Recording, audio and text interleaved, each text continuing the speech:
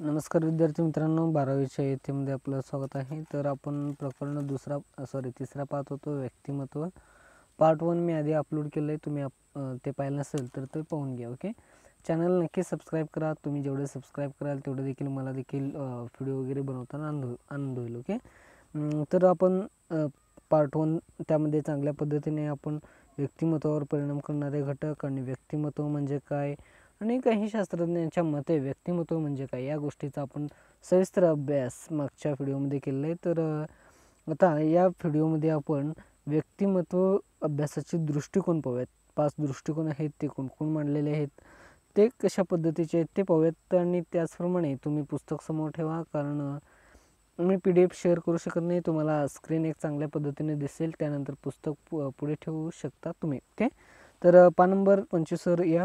तर या ठिकाणी दिसेल तुम्हाला 3.4 व्यक्तिमत्व अभ्यासाचे दृष्टिकोन. ओके, व्यक्तिमत्वाचा अभ्यास करणारे विविध दृष्टिकोन आहेत. त्यातील काही दृष्टिकोनाची पुढे संक्षिप्त माहिती देण्यात आली आहे. काही वेळेस तुम्हाला जे काही व्यक्तिमत्व अभ्यासाचे दृष्टिकोन आहे याचं देखील काही वेळेस बोर्ड पेपरला वगैरे येऊ शकतं, कारण व्यक्तिमत्वावर एक चॅप्टर असल्यामुळे त्यामुळे तिथे देखील काही वेळेस हा प्रश्न पडण्याची शक्यता असते. पहा, तर नीट आपण चांगल्या प्रकारे समजून घेऊयात. ओके, तर या ठिकाणी कोष्टकात थोडक्यात दिलं आहे ते आधी पाहूयात, त्यानंतर आपण काही शास्त्रज्ञाकडे जाऊयात. ओके, कोष्टकात दिल्याप्रमाणे मनोविश्लेषणात्मक दृष्टिकोन हा पहिला आहे. पहा, मी या ठिकाणी स्क्रीनवर देखील लिहिलं आहे. आता मनोविश्लेषणात्मक जे काही दृष्टिकोन आहे ते व्यक्तिमत्व आढळणारे त्याचा अर्थ काय ते पाहूयात. हा दृष्टिकोन व्यक्तिमत्व विकासातील बालपणीचे अनुभव आणि अबोध प्रेरणा या घटकांचे महत्त्व अभ्यासण्यावर भर देतो. म्हणजे मनोविश्लेषणात्मक जे काही दृष्टिकोन आहे ते व्यक्तिमत्वासाठी जे काही बालपणीचे अनुभव असतील, तुमचे देखील बालपणीचे काही वेळेस अनुभव असतात, तुम्ही शेअर वगैरे करत असताल, मित्रांबरोबर हे गोष्टी वगैरे सांगत होता तुम्ही लहानपणी. ओके, अशा जे काही अनुभव असतात इत्यादी आपण त्या मनोविश्लेषणाच्या जे काही दृष्टिकोन आहे त्यामध्ये मोडतो. पहा, हा पहिला आहे. थोडं या ठिकाणी संक्षिप्त माहिती दिली, तेवढे समजावून घ्या, काही वेळेस विचारलं जाऊ शकतं. ओके, दुसरा पाहूयात मानवतावादी दृष्टिकोन. हा दृष्टिकोन व्यक्तिमत्व विकासातील स्वतंत्र इच्छाशक्ती आणि मानसिक विकास या घटकांचे महत्त्व अभ्यासण्यावर भर देतो. म्हणजे मानवतावादी म्हणजे मानव आलाच, आणि मानवतावादी जे काही व्यक्तिमत्व दृष्टिकोन आहे त्यामध्ये व्यक्तिमत्व विकास, मानव हा एक व्यक्तीच आहे, त्याच्यातील जो काही व्यक्तिमत्व आहे तो विकासण्यासाठी आपण त्याचे काही स्वतंत्र इच्छाशक्ती आहे, त्यानंतर मानसिक विकास आहे, या घटकांचा त्या ठिकाणी अभ्यास केला जातो. पहा, त्याला मानवतावादी दृष्टिकोन असे म्हणतात. ओके, त्यानंतर गुणतत्व पाहूयात. गुणतत्व दृष्टिकोन. ओके, हा दृष्टिकोन असे गृहीत धरतो की प्रत्येक व्यक्तीत विशिष्ट गुणतत्व विषयक कमी प्रमाणात असतात व त्यामुळेच प्रत्येक व्यक्तीचे व्यक्तिमत्व हे इतरांपासून वेगळे असतात. नक्कीच आता व्यक्तिमत्व आपण पाहिलं, व्यक्तिमत्व हे प्रत्येकाचं सेम असतं का नाही. जर ट्विन्स असले तरी देखील काही वेळेस आपण त्यांच्यामध्ये व्यक्तिमत्व आहे ते समान असताना आढळून येत नाही. पहा, ओके, म्हणजे त्यांचे गुणतत्व वेगळे असतात. पहा, तर चौथा पाहूयात वर्गतत्व दृष्टिकोन. हा दृष्टिकोन असे गृहीत धरतो की प्रत्येक व्यक्तीची विशिष्ट प्रकारची शरीरयष्टी, स्वभावयष्टी, मानसिक गुणवैशिष्ट्ये असतात व त्यानुसार व्यक्तीचे व्यक्तिमत्व असते. आता व्यक्तीच्या व्यक्तिमत्वासाठी आपण जर विचार केला तर शरीरयष्टी, स्वभाव वैशिष्ट्ये आणि मानसिक गुणवैशिष्ट्ये या सर्व गोष्टी व्यक्तीच्या व्यक्तिमत्वासाठी अवलंबून असतात आणि ते सर्वांसाठी भिन्न असतात. त्यामुळे सर्वांचे व्यक्तिमत्व देखील आपल्याला भिन्न असताना आढळतो. पहा, ओके, त्यानंतर पाचवा आहे सामाजिक बोधात्मक दृष्टिकोन. तर हा दृष्टिकोन व्यक्तिमत्व विकासातील निरीक्षणात्मक अध्ययन, बोधात्मक प्रक्रिया या घटकांचे महत्त्व अभ्यासनावर भर देते. म्हणजे जे काही व्यक्तीचे व्यक्तिमत्वासाठी जे काही निरीक्षण पद्धत असते आणि बोधात्मक प्रक्रिया हे सविस्तरपणे आपण पुढच्या पाठामध्ये पाहणारच आहोत. तर बोधात्मक प्रतिक्रिया म्हणजे थोडक्यात सांगायचे असल्यास, तुम्ही जे काही तुमचं डोकं आहे त्याच्या आजूबाजूला जे काही तुमचं सामाजिक वातावरण असतं त्या वातावरणाशी आपण जोडून कसे निर्णय घेत असतो, अशा घटकामध्ये अभ्यासण्यासाठी बोधात्मक प्रक्रिया आणि निरीक्षण अध्ययन हा सामाजिक बोधात्मक दृष्टिकोनातील महत्त्वाचा भाग आहे. पहा, त्यानंतर पाहूयात आपण कार्ल युग यांचा व्यक्तिमत्व सिद्धांत. युग असं होतं त्यांचं. तर काही 2 शास्त्रज्ञ आहेत, ते मला वाटतं गॉर्डन ऑलपोर्टचा जे काही गुणविशेष सिद्धांत आहे ते काही वेळेस पेपरला येऊ शकतो. तुमच्या प्रथम सत्रामध्ये देखील आला असेल किंवा सराव चाचणीमध्ये देखील हा गुणविशेष सिद्धांत महत्त्वाचा आहे. पहा याच्यातील जे काही गुणविशेष आहेत ते एक चांगल्या पद्धतीने त्यांनी स्पष्टीकरण केले आहे. त्याच्या आधी आपण कार्ल युंग यांचं व्यक्तिमत्व सिद्धांत पाहू. ओके, कार्ल युंग हे एक शास्त्रज्ञ आहेत. त्यांच्यानुसार त्यांचा व्यक्तिमत्व सिद्धांत त्या ठिकाणी दिलेला आहे. कार्ल युंग यांचा व्यक्तिमत्व सिद्धांत हा वर्गतत्व दृष्टिकोनावर आधारित असणाऱ्या व्यक्तिमत्व सिद्धांतापैकी एक महत्त्वाचा सिद्धांत आहे. आता वर्गतत्व जे काही दृष्टिकोन आहे त्याच्या आधारावर त्यांनी एक ज्या सिद्धांत मांडले त्याच्यातील हा एक सिद्धांत महत्त्वाचा सिद्ध आहे. आता वर्ग तत्व दृष्टिकोनातील दोन या ठिकाणी वैशिष्ट्ये आहेत. पहा, अंतर्मुख आणि बहिर्मुख. ते आधी पाहूयात आपण. वरचं पॅरेग्राफ पाहूयात. कार्ल युंग या स्विस मानसशास्त्रज्ञांनी बोधात्मक गुणवैशिष्ट्याच्या आधारे व्यक्तिमत्वाची अंतर्मुखी व बहिर्मुखी असे वर्गीकरण केले. आता तुम्ही मानसशास्त्रज्ञांचं नाव या ठिकाणी व्यक्तिमत्व शास्त्रज्ञांचं नाव आणि त्यानंतर त्यांनी कोणत्या देशातून आले किंवा कोणत्या प्रदेशातून आले याचा देखील तुम्ही लक्षात ठेवत जावा, कारण काही वेळेस चुकीच्या जोड्यामध्ये देखील येत असतात. आता स्विस मानसशास्त्रज्ञ तर त्यानंतर ऑलपोर्ट यांनी अमेरिकन मानसशास्त्रज्ञ, त्यामध्ये तुम्हाला काही वेळेस चुकीची जोडी ओळखा अशामध्ये वगैरे दिलेले असतात. ओके, त्यामुळे हे देखील देश देखील लक्षात ठेवत जावा त्यांच्या मानसशास्त्रज्ञाबरोबर. ओके, त्यानंतर त्यांनी दोन व्यक्तिमत्व सिद्धांताचा या ठिकाणी वर्गीकरण केलं आहे. पहा, अंतर्मुखी आणि बहिर्मुखी. ओके, आता अंतर्मुखी म्हणजे काय पाहूयात. अंतर्मुखी व्यक्ती या अंतर्गत घटकांनी प्रेरित होतात. या व्यक्ती लाजाळू व अबोल असतात. या व्यक्ती एकटे राहणे पसंत करतात व सामाजिक संपर्क टाळतात. ओके, अंतर्मुख व्यक्तीमध्ये म्हणजे जे काही व्यक्तिमत्व आहे त्यामध्ये त्यांनी अंतर्मुख व्यक्तीचे जे काही वैशिष्ट्य या ठिकाणी सांगितले तर ते व्यक्ती लाजाळू असतात, अबोल असतात म्हणजे कमी बोलतात नाहीत व त्यांनी एकटे राहणे पसंत करत असतात. त्याला अंतर्मुखी असे म्हटले. त्यानंतर बाहेरमुखी पाहूयात. बहिर्मुखी व्यक्ती बाह्य घटकाने प्रेरित होतात. अशा व्यक्ती समाजप्रिय असतात. त्यांना इतरांमध्ये मिसळायला आवडते व इतरांच्या नेहमी संपर्कात राहायला येईल अशा प्रकारची कामे करायला त्यांना आवडते. आता तुम्ही तुमचं बॅच मला वाटतं 12वीचं आहे.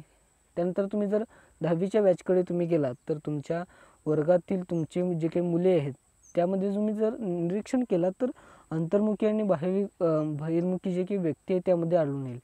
आता तुमच्या मित्रामध्ये तुम्ही जर कंपॅरिझन करू शकता की जे समाजाशी मिळून मिसळून राहतात किंवा इतरांशी चांगले बोलतात, तुमच्या बड्डेला वगैरे येत असतात, असे जे काही मित्र असतात त्यांना बहिर्मुखी म्हणू शकतो आपण. आणि अंतर्मुखी म्हणजे जे जास्त बोलत नाहीत आणि कमी बोलतात आणि एकटे राहणे पसंत करत असतात असे मुलं देखील तुमच्या बॅचला होते. हे तुम्ही जरा आठवून पहा वाटल्यास. म्हणजे या ठिकाणी तुम्हाला वर्गीकरणानुसार ते उदाहरणं तुम्हाला लक्षात येईल. अशा प्रकारे मी तुम्हाला उदाहरण सांगितलं. ओके, त्यानंतर माहिती आहे का पाहूयात. वास्तविक जीवनात कोणतीही व्यक्ती ही पूर्णपणे अंतर्मुखी किंवा पूर्णपणे बाहेरमुखी असल्याचे दिसून येत नाही. म्हणजे सर्वच गोष्टी त्यामध्ये अंतर्मुखी आणि बाहेरमुखी देखील आढळून येत नाही. पहा, ओके, आपल्यातील बहुतांश व्यक्ती उभयमुखी देखील असतात. आता तुम्ही मी म्हटल्याप्रमाणे 10वीच्या विद्यार्थ्यांचं जर तुम्ही कंपॅरिझन केला तुमच्या बॅचच्या विद्यार्थ्यांचं तर त्याचप्रमाणे अंतर्मुखी पण नाहीत ते बाहेरमुखी पण नाहीत. म्हणजे एकटे राहणे पसंत देखील करत नाहीत आणि जे काही मिळून मिसळून राहणे हे देखील पसंत करत नाहीत, तर त्यांना उभयमुखी म्हणतात किंवा दोन्ही करणारे देखील त्याला त्या ठिकाणी उभयमुखी असे म्हणतात. पहा, आता अंतर्मुखी आणि बहिर्मुखी या दोन टोकामधील विस्तार कक्षेत मध्यभागी उभयमुखी व्यक्तीचे स्थान असते. अशा व्यक्तीमध्ये अंतर्मुखी आणि बहिर्मुखता या गुणांचा मिलाफा आढळतो. पहा, यामध्ये तुम्हाला थोडक्यात माहिती असण्यासाठी काही वेळेस तुम्हाला प्रश्न पडतो की अंतर्मुखी आणि बाहेरमुखी समजलं पण त्याला सोडून असणारे व्यक्ती असतात, तर त्यासाठी तुम्हाला आधीच या ठिकाणी दिले प्रश्न देखील पडायला पाहिजे तुम्हाला देखील. म्हणजे प्रश्न जेवढे पडतील ना तुम्हाला तेवढे तुमचा जो काही रिव्ह्यू आहे तो होता येईल आणि तुम्हाला जसे प्रश्न पडतात त्याचप्रमाणे जर विचार केला, प्रश्न पडले तरच तुम्हाला तो भाग समजला असा होईल. ओके, त्यानंतर पाहूयात आपण कृती चौथा या ठिकाणी जी कामे करताना जास्त बोलावे लागते अशा कामांची यादी व जी कामे करताना कमी बोलावे लागते अशा कामाची यादी याप्रमाणे 2 स्वतंत्र याद्या तयार करा. तुमचे कोणते मित्रमैत्रिणी कोणत्या प्रकारच्या कामासाठी अधिक अनुपम आहे त्याचा शोध घ्या. आता जास्त बोलावे लागणारे असणाऱ्यामध्ये काय असेल, एखादा कार्यक्रमाचे नियोजन करता असतो तो त्या ठिकाणी जास्त बोलत असतो पहा. त्यानंतर कमी बोलण्याचं कार्यक्रम काय असू शकेल, कमी बोलण्यामध्ये तुम्ही पेपर लिहित असाल किंवा एखादा निबंध लिहित असाल किंवा तुमचे प्रश्न उत्तर असतात ते लिहित असाल, तर त्यामध्ये त्या ठिकाणी बोलणारे आणि न बोलणारे असे वर्गीकरण करा. आणि मी तुम्हाला जे काय सांगितलं 10वी बॅच हे तुम्ही एक तुमची मित्रमंडळी म्हणून त्या ठिकाणी वर्गीकरण करू शकता. ओके, तुम्हाला चांगल्या पद्धतीने कृती 4 समजलं असेल. ओके, त्यानंतर दुसरा मानसशास्त्र पाहूयात गॉर्डन ऑलपोर्ट यांचा गुणविशेष सिद्धांत. त्यांचा कार्ल युंग यांचा व्यक्तिमत्वाचा सिद्धांत पाहिला आपण, त्यानंतर यांचा गुणविशेष सिद्धांत पाहूयात. ओके, गॉर्डन ऑलपोर्ट यांचा व्यक्तिमत्व सिद्धांत हा गुणतत्व दृष्टिकोनावर आधारित असणाऱ्या व्यक्तिमत्व सिद्धांतापैकी एक महत्त्वाचा सिद्धांत आहे. म्हणजे ह्यांचं जे काही सिद्धांत आहे ते गुणतत्वाच्या जे काही दृष्टिकोन आहे ते अनेक मानसशास्त्रज्ञांपैकी एक आहे पाहायचं. तर गॉर्डन ऑलपोर्ट या अमेरिकन मानसशास्त्रज्ञांनी व्यक्तिमत्वाचे वर्णन करणारे 18,000 शब्द शोधून काढले व त्या आधारे त्यांनी 3 प्रकारच्या गुणविशेषांचे स्पष्टीकरण दिले. गुणविशेष म्हणजे विचार. आता गुणविशेष म्हणजे आधी समजून घ्या, म्हणजे बाकीचे जे काही गोष्टी आहेत ते तुम्हाला समजायला सोपं जातील. म्हणजे काही वेळेस गुणविशेष हे जर व्याख्या आपल्याला चांगल्या प्रकारे समजली तर जे काही बाकीचं जे काही पार्ट आहे ते काही वेळेस आपोआप आठवायला सुरुवात होतो. ओके, तर पाहूयात आपण गुणविशेष म्हणजे काय. आता थोडक्यात त्या मानसशास्त्रज्ञांकडे बघूयात आधी. तर ह्यांनी 1800 शब्द शोधून काढले. म्हणजे आपण एखादी व्याख्या बनवताना सोपी असते काही वेळेस व्याख्या, पण त्यासाठी जे काही विचार आहे त्यासाठी जी काही मेहनत असते शास्त्रज्ञाची ती खूप महत्त्वाची असते पहा. म्हणजे काही वेळेस आपण एखादी जो काही आता तुम्हाला एक कोविड-19 वॅक्सिन असेल, आता तुम्हाला एखादा ताप वगैरे आला असेल तर तुम्ही औषध घेता, पण ते औषध तयार करण्यासाठी त्यासाठी लागणारे 10 वर्षे 20 वर्षे किंवा 5 वर्षे असे खूप वर्ष जात असतात पहा. म्हणजे एखादे वॅक्सिन डेव्हलप व्हायला. म्हणजे असं सांगायचं असेल तर जे काही शास्त्रज्ञांचं काम असतं ते खूप चांगल्या प्रकारे डीपली आणि ॲक्युरेट करत असतात पहा त्यांनी. आणि ते कंटाळत वगैरे नाहीत पहा. तुम्ही म्हणजे तुमच्यासाठी लेसन आहे शिकण्यासारखं, की तुम्ही देखील अभ्यास करताना कंटाळू नका. तुम्हाला देखील वाचन हे सारखं करता आलं पाहिजे आणि केलं देखील पाहिजे दररोज. ओके, तर आपण गुणविशेषाकडे येऊयात. गुणविशेष म्हणजे काय ते पाहूयात. तर विचार, कृती, भावना यांच्याशी संबंधित सातत्य आणि सुसंगतपणा म्हणजे एखाद्या गुणविशेष व्यक्तीमध्ये सातत्याने आढळतो. आता गुणविशेषाची या ठिकाणी चांगल्या प्रकारे समजा. गुणविशेष म्हणजे तुमची जी काही विचार आणि त्यासाठी लागणारी कृती आणि भावना या तिन्ही गोष्टींचा जेव्हा आपण मिसळ करतो किंवा त्याचं जे काही सुसंगतपणा निर्माण करतो तर त्या ठिकाणी गुणविशेष निर्माण होतो. ओके, तुम्हाला व्याख्या नीट समजली असेल. ओके, विचार, कृती आणि भावना या तिन्ही गोष्टी लक्षात ठेवा आणि त्यामध्ये सातत्य आणि सुसंगतपणा. ओके, त्यानंतर पाहूयात त्याच्यामधील पहिला प्रधान गुणविशेष. तर आता प्रधान गुणविशेष पाहूयात. आता प्रधान गुणविशेषामध्ये काही या ठिकाणी नावे आहेत. ते कोणामध्ये गुणविशेष आढळतात चांगल्या एका प्रतीची तर या ठिकाणी दिले आहे. तर तुम्ही हे मला वाटतं हे जे काही नावे आहेत ते तुम्हाला माहिती आहेत ऑलरेडी. ओके, तर हा व्यक्तिमत्वातील अत्यंत प्रभावी गुणविशेष आहे. या गुणविशेषातूनच व्यक्तीची ओळख निर्माण होते. या गुणविशेषाचा व्यक्तीच्या वर्तनावर संपूर्ण जीवनभर प्रभाव पडतो. म्हणजे एखादा गुण असेल तर तो त्या व्यक्तीचा संपूर्ण आयुष्यावर परिणाम करतो. आता महात्मा गांधींचा जो काही गुण होता तर तो अहिंसावादी होता. तर हिंसा करायचं नाही कोणावर, अशा पद्धतीचे काही गुणविशेष आहे ते त्यांनी त्यांच्याजवळ होता, पण त्यांनी फॉलो देखील केलं आणि ते कडेपर्यंत नेलं. अहिंसा हा शब्द अवलंबून त्यांनी कोणावर हिंसा वगैरे केली नाही. म्हणजे जो काही त्यांच्यातील जो काही प्रोसेस होता पहा तो म्हणजे अहिंसा हा शब्द त्यांच्या डोक्यात आणि त्यांनी जो काही अप्लाय करत होतो तो एक प्रधान गुणविशेष झाला पहा. तर या ठिकाणी उदाहरण देखील असेच दिलेत. तर महात्मा गांधींचा व्यक्तिमत्वावर अहिंसा हा गुणविशेष, मदर टेरेसा यांचा व्यक्तिमत्वातील मानवतावाद हा गुणविशेष, नेपोलियन बोनापार्ट माहिती असेल आपल्याला.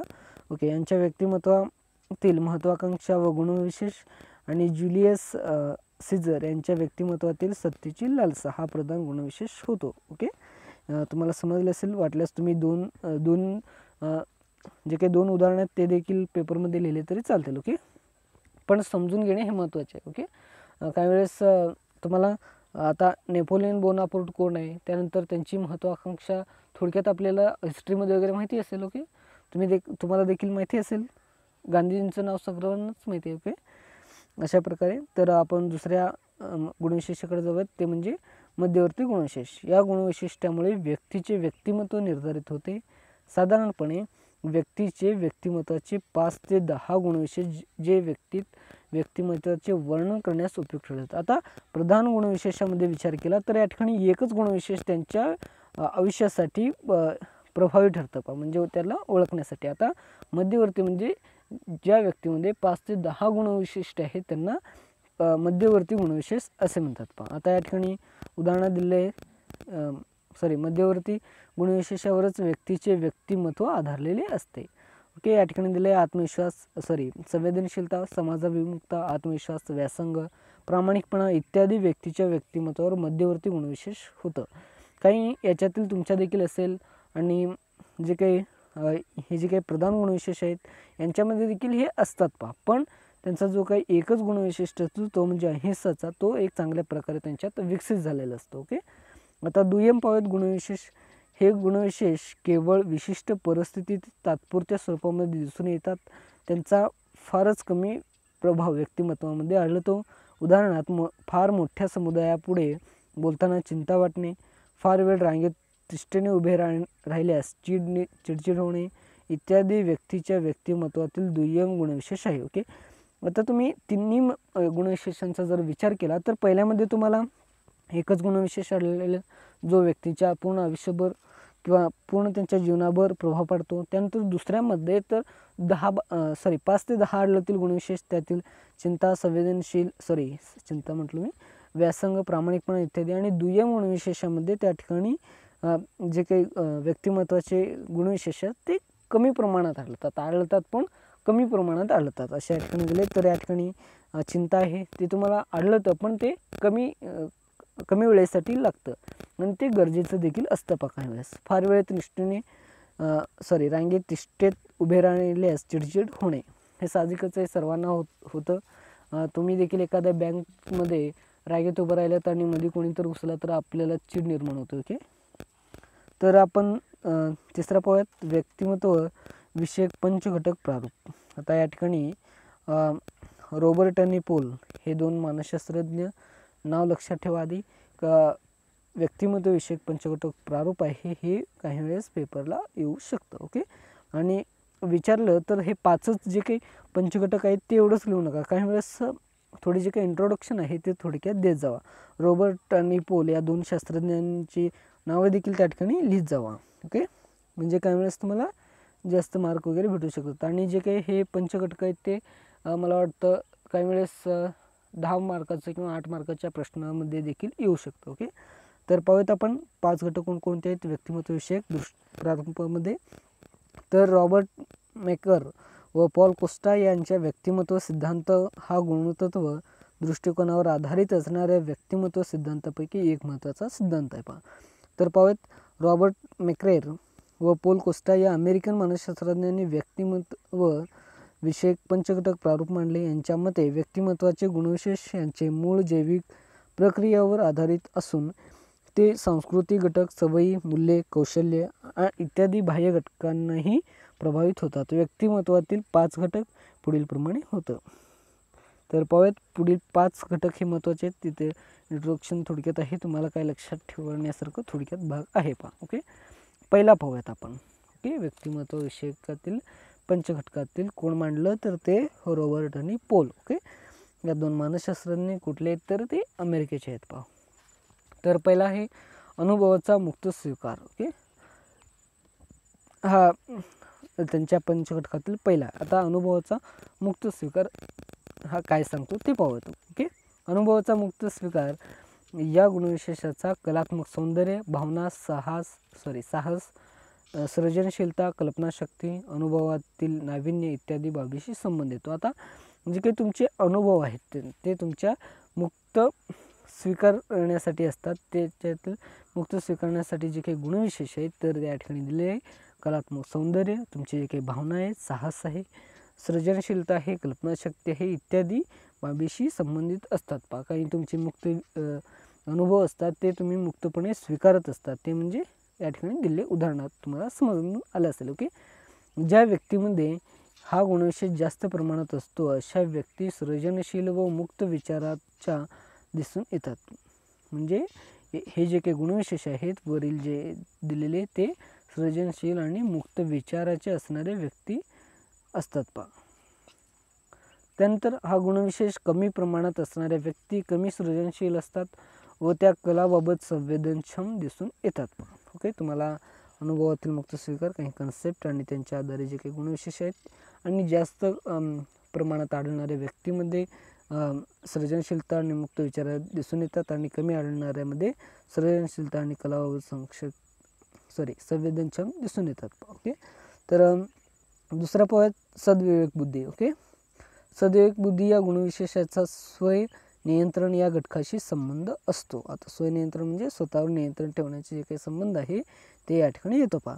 स्वतःच्या आवेगावर नियंत्रण ठेवण्याच्या व त्यांच्या दिशा देण्याची सद्विवेक बुद्धीचा संबंध येतो. म्हणजे त्या ठिकाणी सद्विवेक बुद्धीमध्ये स्वतःचे जे काही नियंत्रण आहे ते त्या ठिकाणी ठेवण्यासाठी त्याचे संबंधित येतो पहा. ओके, ज्या व्यक्तीमध्ये हे गुणविशेष जास्त प्रमाणात आहेत. आता या सर्व 5 घटकामध्ये जास्त आणि कमी प्रमाणात तुलनात्मक केले. ते तुलनात्मक काही वेळेस तुम्हाला एक सेंटेन्स तुम्हाला म्हणजे जास्त उत्तर लिहिण्यास मदत होतील पहा. ओके, तर वरच्यामध्ये पाहिलं तर खालच्यामध्ये पाहूयात जास्त असणाऱ्या गुणविशेषामध्ये तर अशा व्यक्तीमध्ये कोणकोणते गुणविशेष आढळतात. तर ते सुसंघटित, जबाबदार, नियोजनबद्ध, पूर्ण कष्टाळू व शिस्तप्रिय. ज्या व्यक्तीमध्ये हा गुणविशेष कमी प्रमाणात असतो अशा व्यक्तीमध्ये काय आढळतं ते पाहूयात. निष्काळजी व बेजबाबदार इत्यादी दिसून येतं. ओके, सद्विवेक बुद्धी म्हणजे स्वतःवर नियंत्रण ठेवणे आणि काही त्यांच्यातील जास्त आढळणाऱ्या प्रमाणात व्यक्ती आणि कमी आढळणाऱ्या प्रमाणातील व्यक्तीची गुणविशेष या ठिकाणी दिले आहे. ओके, समजलं असेल. त्यानंतर बहिर्मुखता पाहूयात. बहिर्मुखता या गुणविशेषाचा व्यक्तीच्या बाह्य जगातील विविध प्रक्रियात रमणे या बाबीशी संबंध असतो. आता बहिर्मुखता या शब्दाचाच तुम्हाला अर्थ सापडला आहे. ओके, बहिर्मुखता म्हणजे बाह्य जगाशी जे काही संबंधित जे काही बाबी आहेत त्यांच्याशी निगडीत जोडणे. ओके, ज्या व्यक्तीमध्ये हा गुणविशेष जास्त प्रमाणात असतो अशा व्यक्ती बोलक्या स्वभावाच्या, उत्साही, धैर्यशील, समाजाभिमुक्त, आपल्या भूमिकेशी ठाम असतात. आता तुम्हाला त्याच्या चांगल्या बाजू दिसल्या. ओके, आता कमी असणारे मध्ये काय आढळतं तर या उलट या गुणविशेषात कमी प्रमाणात असणाऱ्या व्यक्ती शांत, एकलकोंडा, भिडस्त स्वरूपाच्या आढळतात. ओके, आता बहिर्मुक्तामध्ये बाह्य जगाशी आपण संबंध ठेवण्याचे काही गुणविशेष आहे त्यामध्ये तर आपण कमी असल्यावर आणि जास्त असल्यावर इत्यादी गुणविशेष आढळतात. ओके, त्यानंतर आपण चौथाकडे वळूयात. सहमतीदर्शक. ओके, सहमतीदर्शक या गुणविशेषाचा इतरांशी मिळून मिसळून राहण्याची आणि सामाजिक मेळ इत्यादी बाबीशी असतो. आता आपण बहिर्मुक्त बाह्य जगाशी संपर्क पाहिलो. त्यानंतर सहमतीदर्शक म्हणजे बाह्य जगाशी जे काही सामाजिक जडणघडण असतात त्यामध्ये आपण मिळून मिसळून राहण्याचे जे काही संबंध असतो त्याला सहमतीदर्शक म्हणतात पहा. हा गुणविशेषामध्ये जास्त प्रमाणात असणारे व्यक्तीचे गुणविशेष अशा व्यक्ती प्रेमळ, मित्रांची काळजी करणारे, सहकार्य करणारे दिसून येतात. ज्या व्यक्तीमध्ये हा गुणविशेष कमी प्रमाणात आढळतो अशा व्यक्ती भांडखोर, असहकार्य करणाऱ्या, इतरांचे द्वेषित करणाऱ्या दिसून येतात पहा. तुम्हाला जास्त आणि कमी या दोन्ही गोष्टी समजल्या असतील. जास्त आढळणाऱ्या व्यक्ती हे प्रेमळ, इतरांची काळजी करणारे, सहकार्य करणारे. ओके, त्यानंतर कमी असणाऱ्यामध्ये भांडखोर, असहकार, इतरांना द्वेष देणारे. ओके, त्यानंतर आता चेतापदशीलता पाहूयात. शेवटचं म्हणजे 5 घटकातील शेवटचं.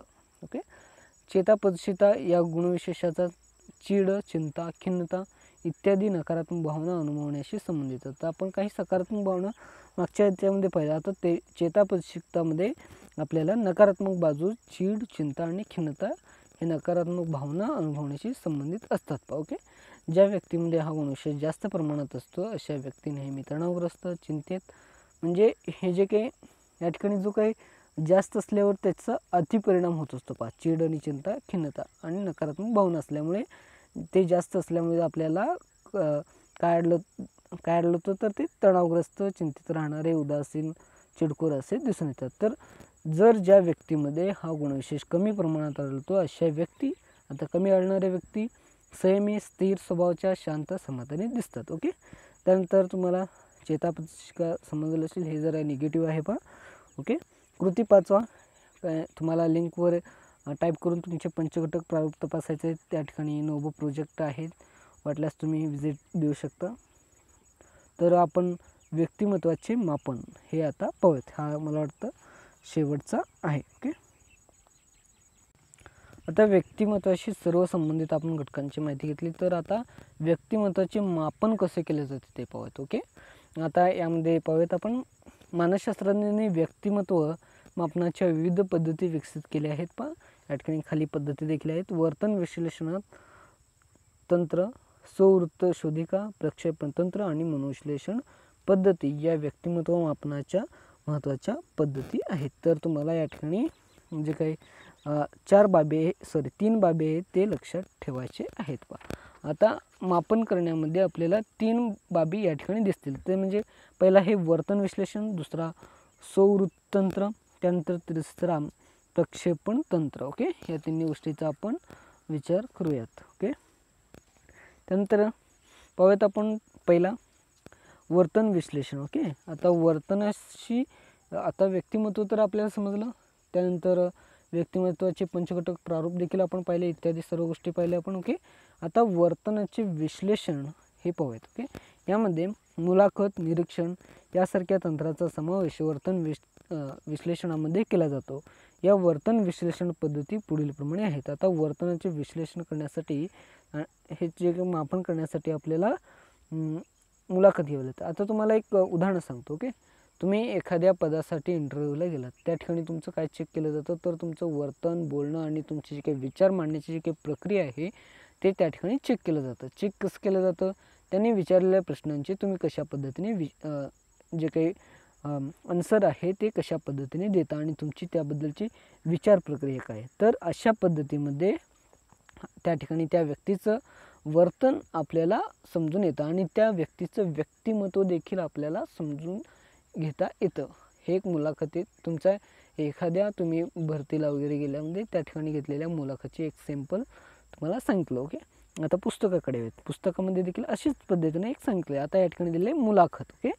व्यक्तिमत्व मापनातील मुलाखत ही सर्वसामान्य पद्धत आहे. आता तुम्हाला एक सिंपल मी भरतीचं सांगितलं. ओके. त्यानंतर अशाच पद्धतीचं भरतीचं असल्याप्रमाणे एखाद्या व्यक्तीचे व्यक्तिमत्व मापण्यासाठी आपल्याला मुलाखत घेणे हे देखील गरजेचे असते. ओके. या मुलाखतीद्वारे मुलाखतकर्ता म्हणजे मुलाखत घेणारा मुलाखत दात्याला प्रश्न विचारून व्यक्तिमत्वाविषयी माहिती मिळवण्याचा प्रयत्न करतो. आता तुम्हाला मुलाखत चांगल्या पद्धतीने माहिती आहे, इंटरव्ह्यू. ओके. अशाप्रमाणे जो काही वर्तन आहे व्यक्तीचा तो किंवा व्यक्तिमत्वाचा विकास आहे त्याचा त्या ठिकाणी मापन केला जातो. पहा मुलाखतीद्वारे. ओके. मुलाखतदाराने उत्तरे देण्यासाठी घेतलेला वेळ, चेहऱ्यावरील हावभाव, शारीरिक हालचाल इत्यादी बाबींचीही व्यक्तिमत्वाविषयी माहिती मिळवताना लक्षात घेतलं जातं. आता तुम्हाला आत्ताशी सांगितले, तर अशा प्रकारे व्यक्तीचं जेव्हा आपण इंटरव्ह्यू देत असताना तर त्या ठिकाणी व्यक्तिमत्व देखील तपासलं जातं. तुम्ही फक्त त्या प्रश्नांचं उत्तर दिलं असंच नाही, तर हा उत्तर चुकी बरोबर हे तुमचं असेल, पण तुम्ही कशा पद्धतीने विचार करता, तुम्ही कशा पद्धतीने हा सांगू शकता प्रश्न. या म्हणजे एखादा तुम्हाला लाईव्ह प्रश्न विचारला, कुठेतरी काहीतरी चाललं आहे, तर तुमची जी काही दृष्टिकोन आहे ते कशा पद्धतीने तुम्ही मांडता हे या मुलाखती देखील समजले जाते. त्यामुळे त्या ठिकाणी व्यक्तिमत्वाचं मापन देखील केलं जातं. ओके. आता याच्यामधील मुलाखतीचे 2 भाग त्यांनी या ठिकाणी केले, रचित आणि अरचित मुलाखत. ओके. रचित मुलाखत पाहूयात. रचित मुलाखत हा मुलाखतीचा असा प्रकार आहे ज्यात विचारल्या जाणाऱ्या एकूण प्रश्नांची संख्या, प्रश्नांचा क्रम इत्यादी बाबी पूर्वनियोजन असतात. म्हणजे तुम्हाला प्रश्न विचारण्यासाठी त्यांनी नियोजन आधी केलेले असतात. ओके. म्हणजे त्या ठिकाणी जे काही प्रश्न कोणकोणते विचारायचे, कसं विचारायचं ह्याचं देखील त्या ठिकाणी रचित केले जाते किंवा रचना केली जाते. त्यानुसार तुम्हाला प्रश्न विचारले जाते. पहा त्यानंतर या मुलाखतीत ऐनवेळी प्रश्न वाढवेल किंवा कमी केले जात नाहीत. म्हणजे जेवढं रचित आहे तेवढंच त्या ठिकाणी केले जाईल. पहा औद्योगिक मानसशास्त्रज्ञ विशिष्ट व्यक्तीचे विशिष्ट कामासाठी निवड करताना या मुलाखतीचा वापर करतात. औद्योगिक प्रदेश म्हणजे ज्या ठिकाणी कंपनीमध्ये वगैरे तुम्हाला इंटरव्ह्यू घ्यायला बोलवतात. ओके. अशा प्रकारे आपण रचित मुलाखत म्हणजे एखाद्या रचलेलं जे काही मुलाखत आहे तेवढे जे काही प्रश्न आहेत ते रचलेले असतात, तेच प्रश्न तुम्हाला विचारणार आणि ते तुम्ही उत्तर देणार. ओके, त्या ठिकाणी जास्त किंवा कमी करता येणार नाही, जेवढे प्रश्न दिले तेवढेच विचारणार. ओके, आता दुसरा अरचित मुलाखत पाहूयात. तुम्हाला अरचित मुलाखतीचं जर उदाहरण घ्यायचं असेल तर तुम्हाला काही नावे सांगतो, तर ते अरचित मुलाखत असतात. उदाहरणार्थ मी कोणाचं प्रमोशन वगैरे करत नाही. ओके, हे लक्षात असू द्या. माझा कट्टा जो आहे तर त्या ठिकाणी जी काही मुलाखतीची पद्धत असते त्यावेळेस काही वेळेस प्रश्न वाढवले जातात, काही वेळेस कमी केले जातात. त्यानंतर त्यांच्या वर्तनावरून त्या ठिकाणी प्रश्न विचारले जातात. काही वेळेस त्यांचं जे काही थोडक्यात त्यांचा हावभावावरून देखील प्रश्न विचारले जातात. ओके, आता कपिल शर्मा शो बघत असेल त्यात देखील इंटरव्ह्यू हे कमी असं समोरासमोर होत नाही, पण अप्रत्यक्षरित्या त्या ठिकाणी होत असतो. म्हणजे त्या ठिकाणी जो काही मंचवर पहिल्यांदा हिरो काही लोकांना बोलवले असतात, त्या ठिकाणी बोलवल्यावर त्या ठिकाणी जे काही प्रश्न असतात तो कपिल शर्मा विचारत असतो. त्या ठिकाणी जे काही प्रश्नामध्ये काही वेळेस तो वाचत असतो, काही वेळेस तो एक्स्ट्रा देखील विचारत असतो. म्हणजे त्या ठिकाणी अरचित मुलाखताचा थोडक्यात तुम्हाला भाग सांगितलं. ओके, अरचित मुलाखत पाहूयात. अरचित मुलाखत हा मुलाखतीचा असा प्रकार आहे ज्यात विचारल्या जाणाऱ्या एकूण प्रश्नांची संख्या, प्रश्नांचा क्रम इत्यादी बाबी पूर्वनियोजित नसतात. नसतात ह्या शब्दावर जोर द्या. ओके, जोर द्या म्हणजे ते लक्षात ठेवा. ओके, या ठिकाणी कोणत्याही प्रश्नांची संख्या, क्रम इत्यादी पूर्वनियोजन नसते. ओके, या मुलाखतीचा मुलाखतदात्यांनी दिलेल्या प्रतिक्रियांच्या आधारे, म्हणजे प्रतिक्रिया म्हणजे मी मगाशी तुम्हाला उदाहरण सांगितले, त्याच्या प्रतिक्रियाद्वारे म्हणजे त्यांच्या हावभावाद्वारे त्याच्या आधारे ऐनवेळी प्रश्न वाढवेल किंवा कमी केले जातात.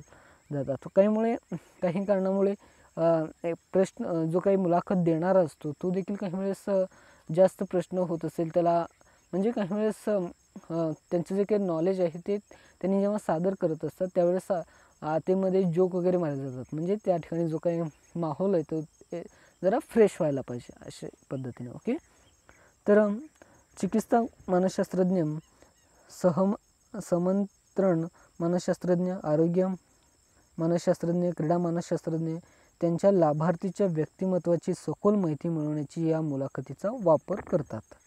त्या ठिकाणी जे काही मानसशास्त्रज्ञ आहेत ते क्रीडा, आरोग्य आणि सहमंत्रण आणि चिकित्सा या मानसशास्त्रामध्ये देखील या ठिकाणी विचार घेतला जातो. आता कृती 6 पाहतो. ओके, पुढीलपैकी कोणत्या 2 व्यक्तीच्या मुलाखती घ्या व त्यांच्या व्यक्तिमत्वातील खास पैलूविषयी माहिती मिळवण्याचा प्रयत्न करा.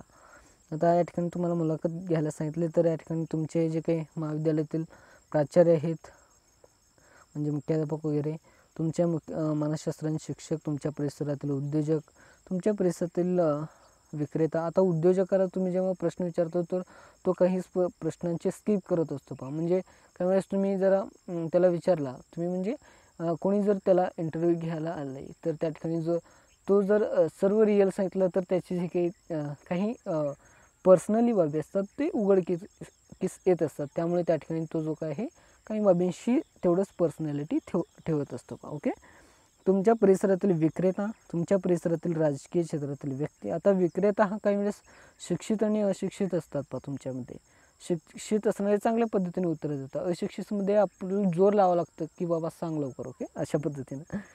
तुमच्या परिसरातील वकील हे तुम्हाला टाईम देत असेल तर तुम्ही तुमच्या शेजारी वगैरे असेल तर त्यांच्याशी जरा जाऊन गप्पा वगैरे मारत जावा. तुमचे ज्ञान आहे ते देखील वाढेल. त्यांचं जे काही सिस्टीम आहे त्याच्याबद्दल थोडीशी माहिती घेत जावा. म्हणजे ज्युडिशियल माहिती काही वेळेस पुस्तकामध्ये कमी प्रमाणात असतं. त्यांचे जे काही ज्युडिशियल महत्त्वाचा भाग आहे त्याच्यातील काही माहिती तुम्हाला मिळण्यास मदत होईल. ओके, तर आपण निरीक्षण पाहूयात. ओके,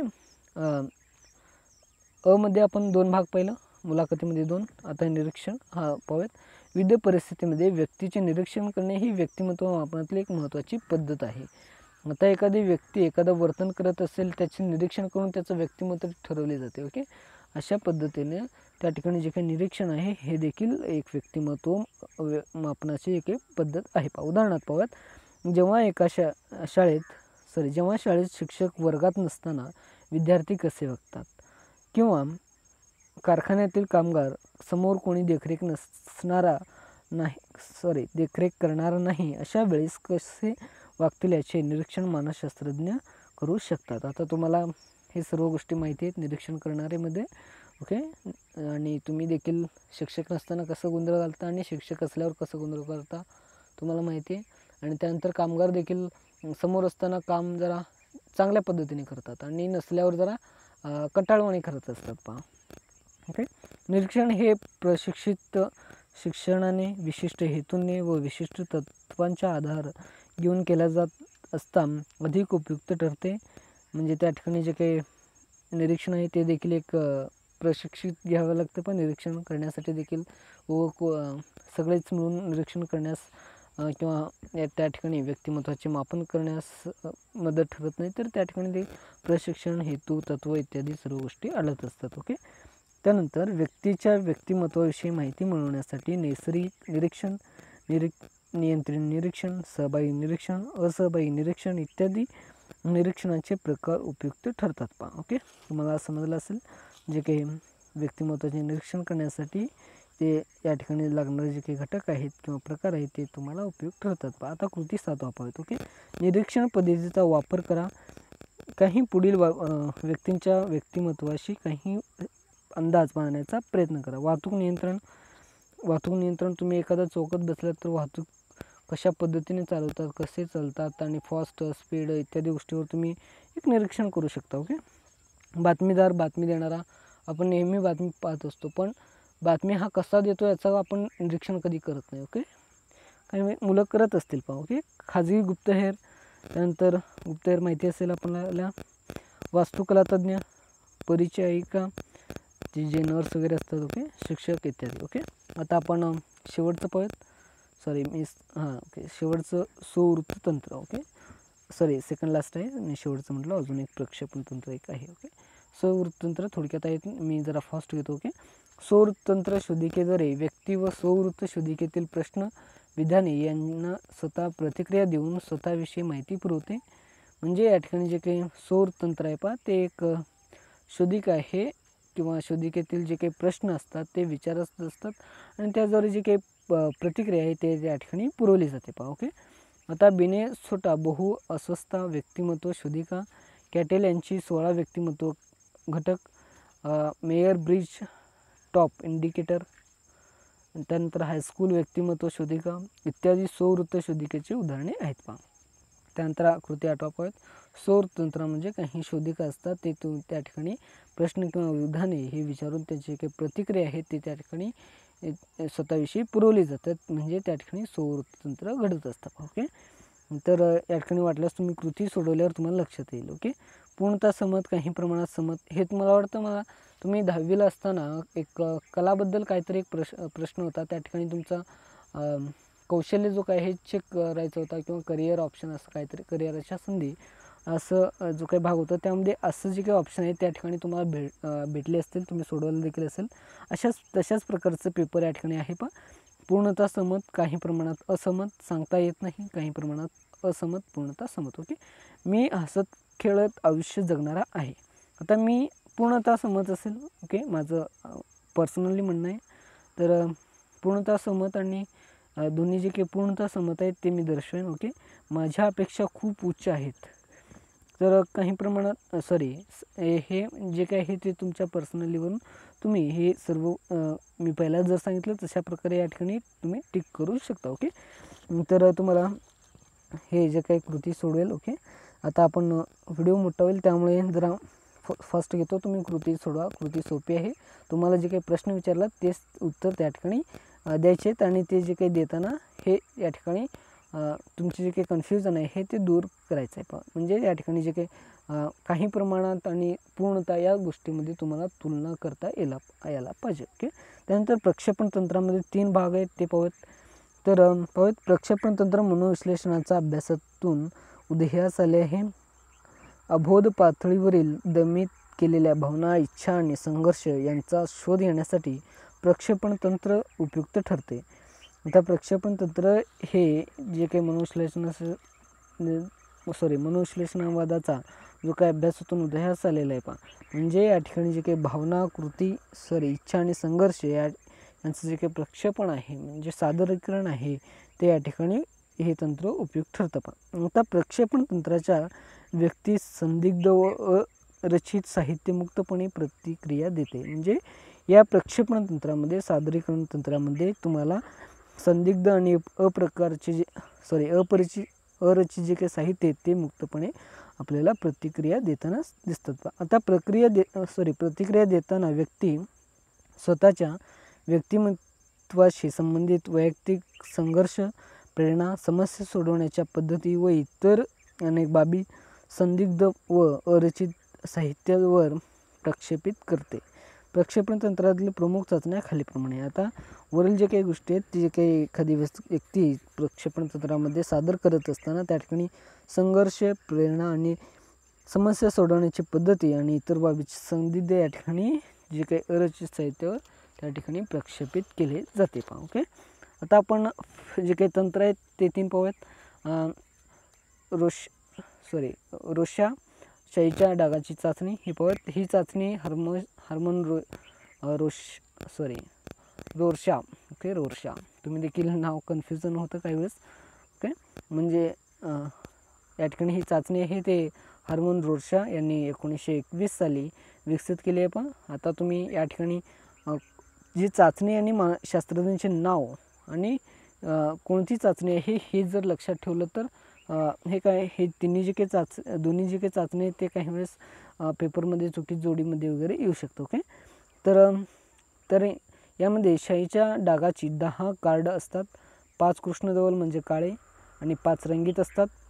यामध्ये प्रत्येकाला एका वेळी 1 कार्ड दिले जाते. आणि त्याला काय दिसते हे विचारले जाते.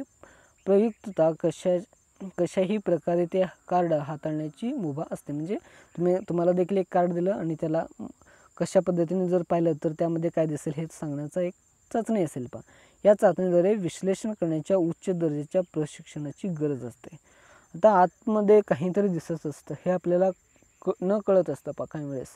म्हणजे ह्या ठिकाणी जे काही चाचणी आहे ते एका कार्डनुसार आपल्याला त्या ठिकाणी जे काही दर्शवलेले चिन्ह किंवा आकार असतात ते आपल्याला काही वेळेस दिसण्यास मदत होते. ओके, आता कलावस्तू संवेदन चाचणी पाहूयात. सेकंड लास्ट आहे. तर 1935 मध्ये मॉर्गन आणि मरे यांनी ही चाचणी विकसित केली. या चाचणीमध्ये चित्र असलेले कार्ड्स उपयुक्त निरीक्षणासाठी दिले जातात. आता तुम्हाला चित्र असणारे तुम्ही मला वाटतं जे लग्न वगैरे झाल्यावर ते प्रिंटमध्ये वगैरे देतात नाहीतर जो काही व्हिडिओचा जो काही लोगो आहे लोगो तुम्हाला माहिती असेल, त्यामध्ये तो ब्लॅक अँड व्हाईटमध्ये असतात कृष्णधवल. त्यामध्ये तुम्ही पाहिलं तर लग्न समारंभाचा कार्यक्रम किंवा इतर कोणते तरी स्थळ अशा ब्लॅक अँड व्हाईटमध्ये तुम्हाला दिसेल. ओके, अशा पद्धतीचे वरचे जे काही ते एक कार्ड्स असतात त्यामध्ये एक आकृती असतात आणि खालच्यामध्ये जे काही आहेत ते त्या ठिकाणी चित्र असतात. ओके, प्रत्येक कार्डावर एक किंवा अनेक व्यक्तीच्या वेगवेगळ्या परिस्थितीतील चित्र असतात. म्हणजे आता मी लग्न कार्य वगैरे सांगितलं अशा पद्धतीचे चित्र असतात आणि त्यातील या कार्डवर असलेल्या परिस्थितीत आधारित गोष्ट उपयुक्ता लिहिण्यास सांगितले जाते व त्यासाठी अशी परिस्थिती का निर्माण झाली, आता नेमके काय होत आहे, याचे परिणाम काय होतील इत्यादी संदर्भ दिले जाते. म्हणजे हे चाचणी घेत असताना जे काही चित्र आहे ते हे कशाबद्दल आहे आणि ते काय करत असतील, काय विचार करत असतील किंवा कोणत्या परिस्थितीचा आहे इत्यादी गोष्टीचा विचार केला जातो. आता शेवटचं पाहूयात वाक्यपूर्ती चाचणी. ओके, या चाचणीमध्ये अनेक अपूर्ण वाक्यांचा वापर केला जातो. व्यक्तीला उरलेले भाग पूर्ण करावाच लागतो. तुम्हाला देखील गाळलेली जागा वगैरे भरण्यास सांगितले जाते. मला चिंता वाटते तेव्हा मी टिंब. अशा मला चिंता वाटते तेव्हा मी विचार करतो किंवा चिंता का झाला असा तुमचा उत्तर असेल. हे जे काय आहे ते चाचणी तुम्ही पूर्ण करण्यास भाग पडते. आता मला भीती वाटते की मला कोणीतरी घाबरवेल किंवा मला भूत दिसते. हे कृती क्रमांक 9 मधील उदाहरणे सांगतो. जेव्हा एखादी गोष्ट बिघडते तेव्हा आपल्याला एखादी गोष्ट बिघडते तेव्हा आपल्याला काय जाणवतं तर त्या ठिकाणी आपल्याला ताण जाणवत असतो. अशा पद्धतीने हे या ठिकाणी 2-3 प्रश्न आहेत ते तुम्ही पूर्ण करू शकता. ओके, त्यानंतर या ठिकाणी तुम्हाला सारांश पाठात थोडक्यात सारांश दिले तुम्ही वाचून घेऊ शकता. ओके, आता महत्त्वपूर्ण संज्ञामध्ये तुम्ही जे ह्या ठिकाणी जे काही आपण शिकलेलं आहे त्यामध्ये जे काही संज्ञा आहेत म्हणजे जे काही वाक्य आहेत आणि त्याचे अर्थ हे नीट चांगल्या प्रकारे हे जर समजलं तर तुम्हाला पूर्ण पाठ थोडाफार एक 20-30% समजल्यासारखं होईल. म्हणजे हे या ठिकाणी जे काही महत्त्वपूर्ण संज्ञा आहेत हे महत्त्वाचे आहेत. ओके, आता महत्त्वाचे मानसशास्त्रज्ञ आहेत. हे मानसशास्त्रज्ञ मला वाटतं तुम्हाला 2-3 मार्काला बोर्डामध्ये येतील. ओके, हेच नाही तर सर्वमध्ये थोडं येईल, चुकीत जोडीमध्ये वगैरे. ओके, त्यानंतर तुम्ही स्क्रीनवर पाहू शकता. तुमच्यासाठी इम्पॉर्टंट क्वेश्चन मी आणत असतो कधी पण. म्हणजे सर्व व्हिडिओ तुम्ही पाहिला नसेल तर पाहून घ्या. सर्व म्हणजे तुम्हाला जे अपेक्षित आहेत आणि चॅनलला नक्की सबस्क्राईब करत जावा. त्यानंतर इम्पॉर्टंट क्वेश्चन पाहूयात. व्यक्तिमत्वविषयक पंचघटक सविस्तर स्पष्ट करा. व्यक्तिमत्व मापनाच्या पद्धती स्पष्ट करा. व्यक्तिमत्व गुणविशेष सिद्धांत उदाहरणाद्वारे स्पष्ट करा. हे सोडून आणि नोट करून घ्या, कारण हे काही वेळेस बोर्ड पेपरसाठी इम्पॉर्टंट असणार आहे. मी हे क्वेश्चन तुम्हाला देत असतो आणि याच्यामध्ये तुम्हाला पूर्ण पाठ समजून येईल. म्हणजे ह्या क्वेश्चनावरच आधारित तुमचं पाठ आहे असं सांगण्यात येईल पहा. ओके, त्यानंतर तुम्ही लाईक बटन नक्की दाबाल आणि तुमची काही अडचणी असतील किंवा इतर तुम्हाला क्वेश्चन पेपर पाहिजे असेल किंवा काही समस्या असतील तर मला कमेंटमध्ये नक्की कळवू शकाल आणि मी कमेंटचा रिप्लाय नक्की देईन. ओके, त्यानंतर या स्क्रीनचं PDF पाहिजे असेल तर तुम्ही टेलिग्रामला भेट देऊ शकता. त्यानंतर आता मी इथे संपतो. जय हिंद, जय भारत.